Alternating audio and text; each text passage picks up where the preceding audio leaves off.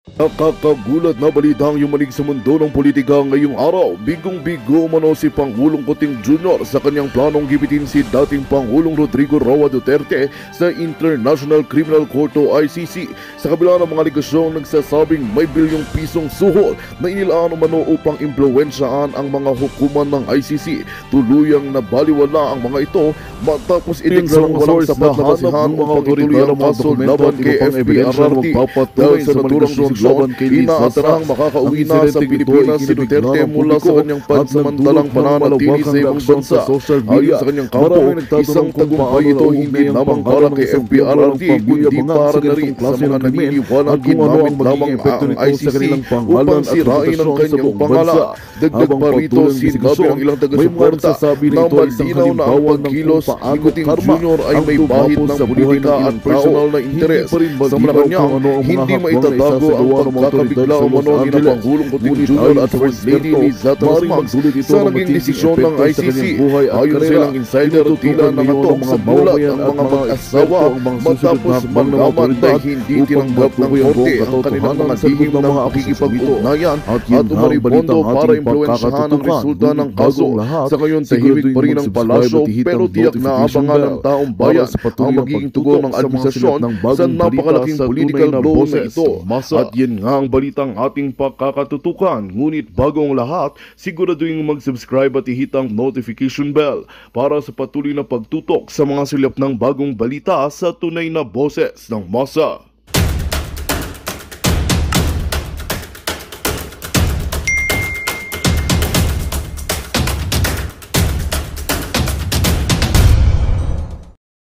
Dito sa bansa natin, yun po ang inaasikaso namin. Wala po kaming pakialam dyan sa taong yan. Kaya sa mga nagchat-chat po ng paulit-ulit to ay parang awan nyo na. Kung ayaw nyo po kayo, kung ayaw nyo pong mabara namin kayo, or kung ayaw nyo pong mabara ko kayo, tigilan nyo po yung kakatanong nyo sa akin ng ganyan.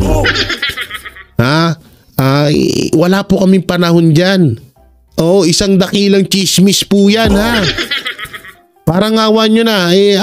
Ako po, iniiwasan ko ho na ma-content ko etong si Liza dahil hindi naman siya Wala naman bakit pag namatay ba yan, kung totoo man niyang balita, nakulong ba yan, bakit? May ikakaganda ba ng Pilipinas? Hindi. Pero kung maibalik si Pangulong Duterte dito sa Pilipinas, buong Pilipino po magdiriwang dahil sa sobrang saya. Kaya pakiusap po, wag nyo na ho kaming tanongin mapatungkol dyan sa issue ni Liza Araneta Marcos. Wala po kaming pakialam dyan. Ang pakialam ho namin at ang aming pinaglalaban ay maibalik si Pangulong Duterte dito sa Pilipinas, maipanalo or manalo ang 10 Duterte senatorial candidate. Yun po ang aming pinagtutunan ng pansin at hindi ho yung buwisit na asawa ni Marcos, ha? Oo, palakpakan. Para lamang po sa kaalaman nyo. Okay? Okay tayo. Okay, tuloy. This Libyan general arrested based on ICC warrant. Nakalagay po sa inyong post, Attorney Sal. Italy releases Libyan general arrested based on ICC warrant. Osama El Masri Najim was detained in Turin on Sunday under an arrest warrant issued by the ICC, or the International Criminal Court, which said he was suspected of crimes including the murder, torture, and rape of detainees in Libya. He was freed on Tuesday, however, due to a legal technicality and flown by an Italian state aircraft back to Tripoli. The Italian Foreign Minister Antonio Tajani made light on the ICC's objections, telling reporters the court is not the word of God, is not the font of all truth. Italy is a sovereign country and we make our own decisions, he added. Nakalagay din po sa article, sa balita ng Al Jazeera, ang technicality kung bakit pinalaya po yung nasabing suspect. Sabi dito, Attorney Sal, the Italian government released the warlord on a technicality, arguing there was a procedural error in his arrest. The ruling by a Rome court that secured the release said Justice Minister Carlo Nordio should have been informed ahead of time. Since the Justice Ministry handles all relations with the ICC, the Italian government has close relations with the internationally with internationally recognized governments in Tripoli. Any trial in The Hague Haba. of the regime Ang would haba have ng post brought mo, Atty. unwanted Sal. attention to Italy's migration policies and its support of the Libyan Coast Guard, which it has financed to prevent migrants from leaving. Ang nangyayari po ba ngayon na ating nabasa, Atty. Sal? Nakikita mo ba na may similarities o yun yung kahihinatnan sa kaso ni Tatay Digong sa ICC? Unang-una, ang nag-post yan hindi ako, kundi yung isa sa mga administrator ko, yung aking anak na si Attorney Paulo. At nakita niya nga yan. At maganda ang mga sinasabi sapagkat kalintulad din ng mga sinasabi natin sa ating programa. Yung ginawa kay Pangulong Duterte ay illegal. Doon mo makikita na isang gobyerno kagaya ng Italy validates yung palagi kong sinasabi na hindi totoo na walang magagawa ang gobyerno. Na hindi totoo yung mga sinasabi ng mga iba, abogado, na walang jurisdiction ang hukuman. Ang sabi natin, laging may jurisdiction ang hukuman sa gobyerno pag pinaggawa ka ng mga mali at illegal. Pinapakita ng Italian government na gaya ng sinabi rin natin sa programa ito, paulit-ulit lang natin sinasabi, tayo ay may isang malayang bansa. Meron tayong soberentiya at meron tayong malusog na sistema legal. Kaya hindi po pwede na gagawa ang isang dayuhan, papasok dito ng sapilitan na dudukutin ng isang mamamayan. At ito namang pamalaan ay tinutulungan pa. O kaya yun naman itong ginawa ng Italian government. Merong isang akusado dyan sa ICC. Dinala ng ICC sa kanila. Ang sabi ng Italian government, hindi, balik mo sa amin yan. Kasi may mali sa pagka-aresto yan. Hindi nasunod yung aming batas dito. Hindi nyo pinaalam ang Italian. Ang masaklap noon, no? Ito ang pinakamasaklap talaga na nangyari. Kapag yung mga kababayan nating OFW nagigipit sa ibang bansa, kaagad pong inaaksyonan ni Pangulong Duterte. Kaagad po na kinukuha or ibinabalik dito sa bansa natin yung kababayan natin yun. Na yun naman yung pinagkaiba ho ngayong nangyari. Alam niyo yung nangyayari ngayon. No? Nangyayari ngayon, gustong kunin ng dayuhan yung isang Pilipino, kagaya nga ni Pangulong Duterte, na imbis na harangan ng Pangulo, kinunsinti pa. Oo, talagang ibinigay pa. No, yun yung dito. So, ibig sabihin, paano na lang, halimbawa, ikaw na nanonood, natripan ka ng ICC. Kunin ko to, gawin kong muchacha dun sa amin. Pwede ko pang gawing punching bag. So wala ganun na lang papayag kasi wala ito na nga lang Kung si Pangulong Duterte nga isa sa pinakakilalang tao at nirerespeto dito sa Pilipinas, ganun lang nila kabilis ibigay. Paano pa kaya tayo na ordinaryong Pilipino? Yun yung masaklap po dyan. Yun yung pinakamasakit dyan, diba? Kaya nga itong sinasabi ni Atty. Sal talagang totoo. Yung ibang mga attorney wala na.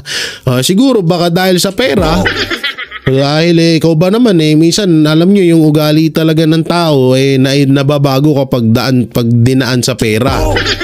Halimbawa, si Attorney Blurred. Hindi ko naman sinasabing binayaran siya pero sinasahuran siya dyan. Ikaw ba naman sa gobyerno ka, sahuran ka talaga. Kailangan naman gawin mong libre yan. No? So, talagang doon may kita nyo, yan ang halimbawa na si Attorney Blurred na dating kritiko or bumabatikos kay Marcos Jr. na biglang naging kakampi. So, bakit? Paano nangyari yun? Hindi ko alam, no? Depende na lang kung pinaamoy siya ng gayuma para sa politika, kaya siya naging ganyan ngayon. Kasi kung matatanda natin, isa rin sa mga kritiko yan, isa rin sa mga nambabatikos sa Administrasyong Marcos. Pero tignan nyo ngayon, todo dipinsa ang puting ina. Ay, sorry. Diba? Kaya nga tinawag siya na second lady. Kung may first lady, siya ang second lady. Kasi kung ipagtanggol niya, parang juwa niya na. Parang, alam mo yun, parang asawa ko yan kahit anong mangyari. Asawa ko pa rin yan. Balik na rin nyo man ang mundo, mali niya man o hindi, asawa ko pa rin yan. So ganun ang nangyayari ngayon. Yung ibang mga attorney dyan, katulad lang si Gadon. Si Gadon, expect na natin kasi ikaw ba naman, first time in history of the world na merong attorney na na-disbar ng 2 beses. So yun, tanggap na natin, accept na natin na tanga-tanga siya. Na talagang bobo yun. So hindi na bago yun sa atin. No? Pero yung ibang mga attorney na nagsasalita na kesyo tama yung ginawa ni Marcos, kesyo tama yung ginawa ng ICC, kesyo tama yung ginawa ng Administrasyong Marcos, isang malaking katarantaduhan po yan. Okay, balik tayo kay Attorney Sal. Government o presidente. Kaya ang ginawa ko nila, pumunta sila sa Hague, kinuha nila uli, walang magawa ang ICC. Walang magagawa ICC. Kaya kabulastugan yung sinasabing walang magagawa ang gobyerno. Malaya ka, malakas ka, isa kang may sariling soberentiya. Kaya hindi po pwedeng walang magagawa. Kung gusto, kayang gawin. Kaya maganda ko yung ibinigay na halimbawa. Ibig sabihin, ano sabi ng Italian government? Hindi Diyos yung ICC. Kami may sarili kaming kalayaan, may sarili kaming sovereignty. Kaya kailangan ibalik o binalik. Kinuha.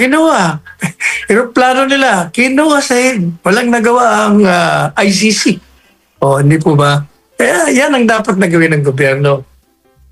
At natutuwa naman tayo.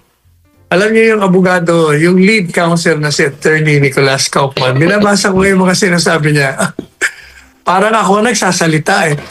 Kasi kung ano yung mga sinasabi natin dito, mulat sa pulpa. Mula pa hindi pa na-arrest si Presidente Duterte.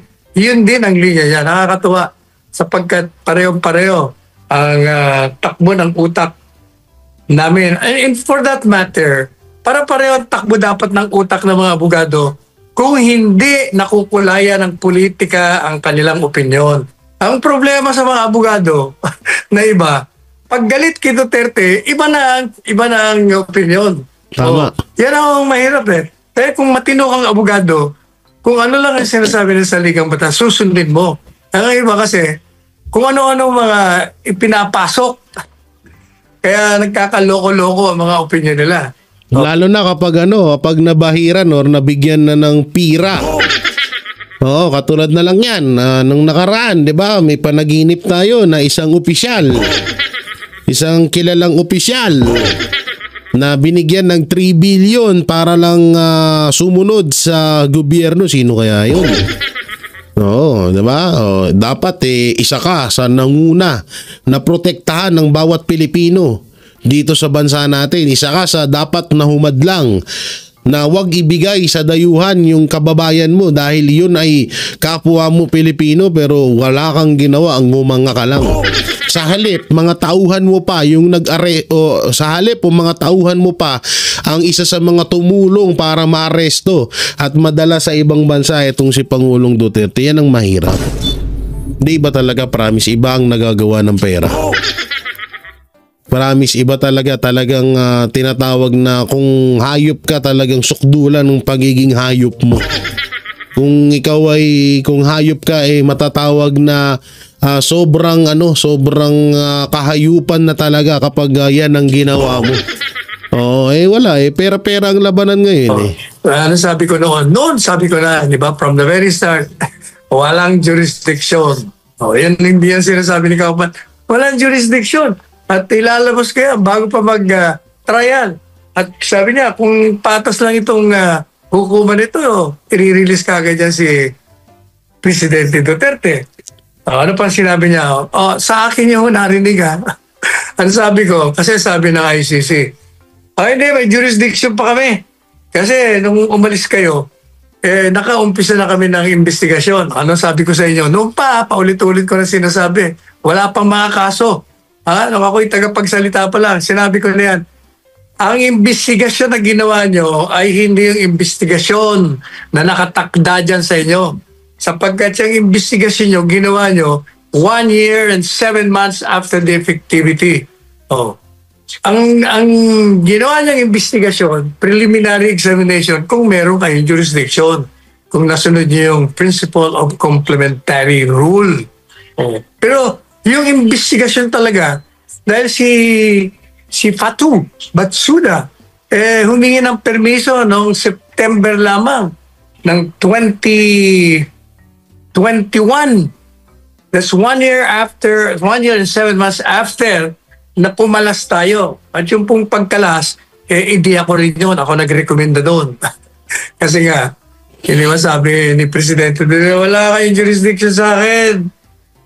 Hindi naman nalatala sa official gazette sinasabi ng constitution natin hindi mo basta maaaring tanggalin ng buhay ang ari-arian at saka kalayaan ng isang tao pag hindi mo binibigyan ng tamang proseso ng batas. At hindi mo mabibigyan ng tamang proseso yan kung hindi alam ng akusado kung meron bang batas na siya nilabag. At hindi niya malalaman na may batas kung hindi mo ilalathala. Kaya sabi ni Presidente Duterte, hindi mo naman nilathala sa official gazette yung Rome Statute. Yung tratadong yan, hindi mo na ilathala. Hindi ba sabi ko rin sa inyo, sa akin yung rin unang narinig, under Commonwealth Act 638 Section 1, all legislative acts has to be published, those of public interest and of general application. Kaya nakakatuwa na, yan lang ang gawin mo. Okay ka na. Attorney Mr. Nicholas Kaufman, tuloy-tuloy. Ang mahirap dito, sana nga maging patas yung hukuman doon sa ICC. Kasi kung iisipin din ng ICC, wait lang, dapat ang proseso kasi daling nyo sa korte nyo, doon nyo litisin, pag hindi kinaya ng korte nyo, bigay nyo sa amin. Ngayon, may ano pa doon, may marami pang option doon. Maaaring hindi ibigay, hindi papayag ang administrasyon kasi parang hindi mo nirespeto ang batas ng bansa mo mismo. Ikaw mismo ang parang kinahiya mo yung sarili mo. So yung ginawa ni Marcos Jr. kay Pangulong Duterte, ang lumalabas doon is parang kinakahiya ni Marcos Jr. ang batas ng Pilipinas. Yan ang totoo. Yan ang yan ang isa sa mga katotohanan. Kaya tayo, na mahirap na talaga. Kaya yung tignan nyo kawawa, ang pinakaisa sa mga kawawa dito at maaaring pwedeng matulad sa ginawa kay Pangulong Duterte, yung mga kababayan nating OFW hero abroad. Alam niyo kung bakit? Kasi isipin nyo maigi, paano na lang na sa Amerika may naging krimen na itong isang OFW tangkang saktan, tangkang gahasain na tapos nag-self-defense or napatay niya or anong nagawa niya doon sa kanyang amo na nadayuhan. Ang masama nito, baka biglang sabihin nung tiga-ibang bansa na ibigay mo sa amin yung kababayan mo. Ang masakla po nito, hayaan na lang ng gobyerno yan. Kung nung panahon ni Pangulong Duterte, lahat ng mga OFW na nasasangkot ng isa ng kaso doon sa ibang bansa ay kinukuha, pilit at ginagawan talaga ng aksyon ni Pangulong Duterte para maibalik sa Pilipinas. Sa panahon ngayon, yung administrasyon ay binibigay niya yung mga Pilipino sa ibang bansa. At yun nga, kawawa nga dyan yung mga kababayan nating hero abroad OFW na sana wag naman, ako po, nakakawa naman. Sana kahit papaano mga OFW, mag-ingat kayo ng gusto dyan dahil kung buti sana kung si Pangulong Duterte pa rin ang presidente, kaso iba na. At iba na din yung daloy ng pag-iisip niya. Oo, kaya medyo ano tayo, kailangan nating doble ingat. Walang magtatanggol talaga sa atin. Naku po. Tatawan-tawanan ka lang pag tinanong ka eh. Ay, ganun. Ganun lang gagawin niya kapag in-interview na. So yan mga manateros, mga kabiyaya, nung may kukomento nyo doon, doon pala mabalik ko tayo doon sa unang sa pinaka-topic natin na kung sino nga talaga ang nagmamando kay Marcos Jr. So antayin, babasahin ko na lang po ang comment section dyan kung sino ba sa inyong palagay ang kumukontrol kay Marcos Jr. So yun, hanggang dito na lang video natin. Maraming salamat. Ingat po kayo palagi. God bless and peace and bye-bye. Magandang balita ang hatid namin sa inyo ngayong araw. Sa pagtatapos ng aming balitaan, nagbigay kami ng mga mahalagang impormasyon. Maraming salamat sa pagtutok at pagsuporta sa aming programa. Huwag kalimutang manatili sa mga susunod na araw para sa mga bagong balita at mga kwento na dapat nating abangan. Mula sa Boses ng Masa, magandang araw Pilipinas!